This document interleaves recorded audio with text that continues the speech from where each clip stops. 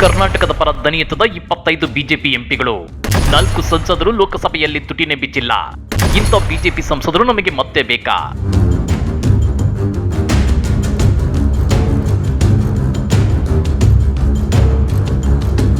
ಕೇಂದ್ರ ಮೋದಿ ಸರ್ಕಾರದಿಂದ ಕರ್ನಾಟಕಕ್ಕೆ ನಿರಂತರವಾಗಿ ಮಲತಾಯಿ ಧೋರಣೆ ಆಗ್ತಿದೆ.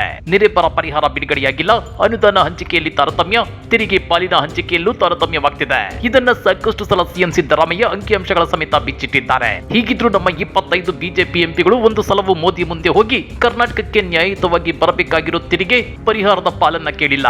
ಇದು ಒಂದು ಕಡೆಯಾದ್ರೆ ಕರ್ನಾಟಕದ 25 ಬಿಜೆಪಿ ಎಂಪಿಗಳ ಪೈಕಿ ಆ 4 ಎಂಪಿಗಳು ಕಳೆದ 5 ವರ್ಷಗಳ ಅವಧಿಯಲ್ಲಿ ಲೋಕಸಭೆಯಲ್ಲಿ ಒಂದೇ ಒಂದು ಸಲವೂ ತುಟಿ ಬಿಚ್ಚಿಲ್ಲ.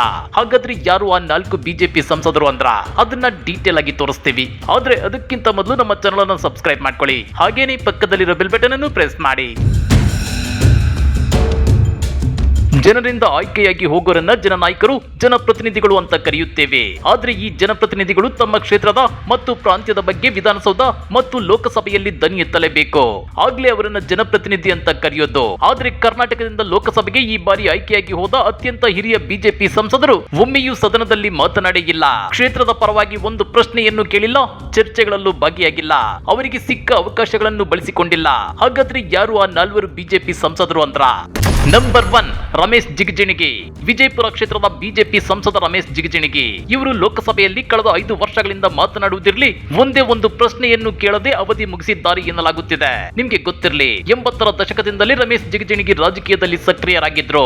ದಿವಂಗತ ಮಾಜಿ ಸಿಎಂ ರಾಮಕೃಷ್ಣ ಹೆಗಡೆ ಅವರ ಆಪ್ತರು. ಕರ್ನಾಟಕದಲ್ಲಿ ಗೃಹ, ಕಂದಾಯ, ಸಮಾಜ ಕಲ್ಯಾಣ ಸಚಿವರಾಗಿದ್ರು.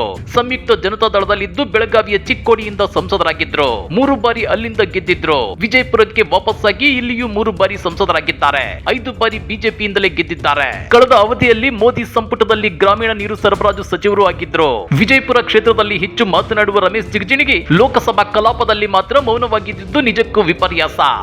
ನಂಬರ್ 2, ಅನಂತಕುಮಾರ್ ಹೆಗಡೆ. ಇವರು ಬಿಜೆಪಿಯ ಫೈರ್ ಬ್ರಾಂಡ್ ಅಂತಲೇ ಫೇಮಸ್.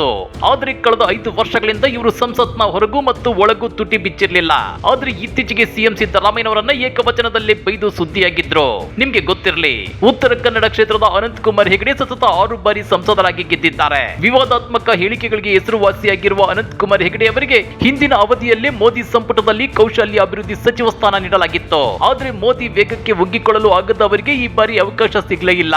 ಈ ಬಾರಿ ಕ್ಷೇತ್ರದಲ್ಲೂ ಬಹುತೇಕ ಮೌನಕ್ಕೆ ಹೋಗಿದ್ದ ಅನಂತಕುಮಾರ್ ಹೆಗಡೆ ಸಂಸತ್ತಿನಲ್ಲೂ ಮಾತನಾಡಲಿಲ್ಲ. ಕ್ಷೇತ್ರದಲ್ಲೂ 5 ವರ್ಷದಲ್ಲಿ ಕಾಣಿಸಿಕೊಂಡಿದ್ದು ಅಪರೂಪ ಅನ್ನೋ ಮಾತುಗಳಿವೆ. Number 3, B N Bachegowda. ಚಿಕ್ಕಬಳ್ಳಾಪುರ ಕ್ಷೇತ್ರದ ಬಿಜೆಪಿ ಸಂಸದ ಬಿಎನ್ ಬಚ್ಚೇಗೌಡರು ರಾಜ್ಯ ಬಿಜೆಪಿಯ ಹಿರಿಯ ನಾಯಕರು. ವಯಸ್ಸಿನ ಕಾರಣಕ್ಕೆ ಇವರು ಹೆಚ್ಚು ಸಕ್ರಿಯವಾಗಿ ಸಂಸತ್ನಲ್ಲೂ ಮತ್ತು ಹೊರಗೆ ಭಾಗಿಯಾದವರಲ್ಲ. ಕರ್ನಾಟಕ ರಾಜಕಾರಣದಲ್ಲಿ ಹೆಚ್ಚು ಕಾಲ ಇದ್ದ ಬಚ್ಚೇಗೌಡರು ಸಚಿವರು ಆಗಿದ್ರು. ಬಿಎಸ್ ಯಡಿಯೂರಪ್ಪನವರ ಕಾರಣದಿಂದ ಕಳೆದ ಬಾರಿ ಸ್ಪರ್ಧಿಸಿ ಗೆದ್ರು. ಆನಂತರ ಅವರ ಪುತ್ರ ಶರತ್ ಬಚ್ಚೇಗೌಡರು ಬಿಜೆಪಿಯೊಂದಿಗೆ ಬಂಡಾಯ ಸಾರಿ ಪಕ್ಷೇತರರಾಗಿ ಹೊಸಕೋಟೆಯಿಂದ ಗೆದ್ದಿದ್ರು. ಆನಂತರ ಕಾಂಗ್ರೆಸ್ ಸೇರಿ ಮತ್ತೆ ಶಾಸಕರಾಗಿದ್ದಾರೆ. ಆರೋಗ್ಯ ಮತ್ತು ರಾಜಕೀಯ ಕಾರಣದಿಂದ ಬಿಎನ್ ಬಚ್ಚೇಗೌಡರು ಮೌನ ವಹಿಸಿದ್ದೇ ಹೆಚ್ಚು ಅನ್ನೋ ಮಾತುಗಳಿವೆ. Number 4, V Srinivas Prasad. ಚಾಮರಾಜನಗರ ಕ್ಷೇತ್ರದ ಹಿರಿಯ ಬಿಜೆಪಿ ಮುಖಂಡ ವಿ ಶ್ರೀನಿವಾಸ್ ಪ್ರಸಾದ್ ಇವರು 1980ರಿಂದ ಸತತ 4 ಬಾರಿ ಲೋಕಸಭೆಗೆ ಕಾಂಗ್ರೆಸ್ನಿಂದ ಚಾಮರಾಜನಗರ ಕ್ಷೇತ್ರದಿಂದ ಆಯ್ಕೆಯಾಗಿದ್ದವರು. ರಾಮಕೃಷ್ಣ ಹೆಗಡೆ ಅವರ ಲೋಕ ಜನಶಕ್ತಿ ಸೇರಿ ಗೆದ್ದು ಅಟಲ್ ಬಿಹಾರಿ ವಾಜಪೇಯಿ ಅವರ ಸಂಪುಟದಲ್ಲಿ ಆಹಾರ ಮಂತ್ರಿಯೂ ಆಗಿದ್ದವರು. ಆನಂತರ ಜೆಡಿಎಸ್ ಸೇರಿ ಕಾಂಗ್ರೆಸ್ಗೆ ಮರಳಿದ್ರು. ರಾಜ್ಯ ರಾಜಕೀಯದಲ್ಲೂ ಗುರುತಿಸಿಕೊಂಡು ಸಚಿವರು ಆಗಿದ್ರು.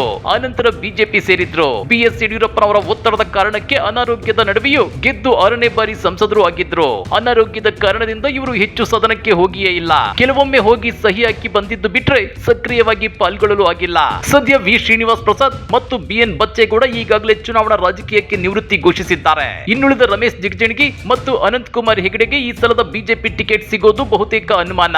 ಅದೇನೇ ಇದ್ರೂ ರಾಜ್ಯದ ಪ್ರಜ್ಞಾವಂತ ಮತದಾರರು ಈ ಸಲವಾದ್ರೂ ಲೋಕಸಭಾ ಚುನಾವಣೆಯಲ್ಲಿ ಅಳುದು ತೂಗಿ ತಮ್ಮ ಜನಪ್ರತಿನಿಧಿಯನ್ನ ಆಯ್ಕೆ ಮಾಡಿಕೊಳ್ಳಬೇಕಾಗಿದೆ. ಕರ್ನಾಟಕ ಮತ್ತು ಕನ್ನಡಿಗರ ಪರ ದನಿ ಎತ್ತದ ಸಂಸದರು ನಿಜಕ್ಕೂ ನಮಗೂ ಬೇಕಾ? ಯೋಚನೆ ಮಾಡಿ, ಕಮೆಂಟ್ ಮಾಡಿ, ವಿಡಿಯೋ ಲೈಕ್ ಮಾಡಿ, ಶೇರ್ ಮಾಡಿ. ಇಂಥ ಮತ್ತಷ್ಟು ರೋಚಕ ರಾಜಕೀಯ ಸುದ್ದಿಗಳನ್ನ ಮಿಸ್ ಮಾಡದೆ ನೋಡ್ಬೇಕು ಅಂದ್ರೆ ನಮ್ಮ ಯೂಟ್ಯೂಬ್ ಚಾನೆಲ್ ಅನ್ನ ಸಬ್ಸ್ಕ್ರೈಬ್ ಮಾಡ್ಕೊಳ್ಳಿ.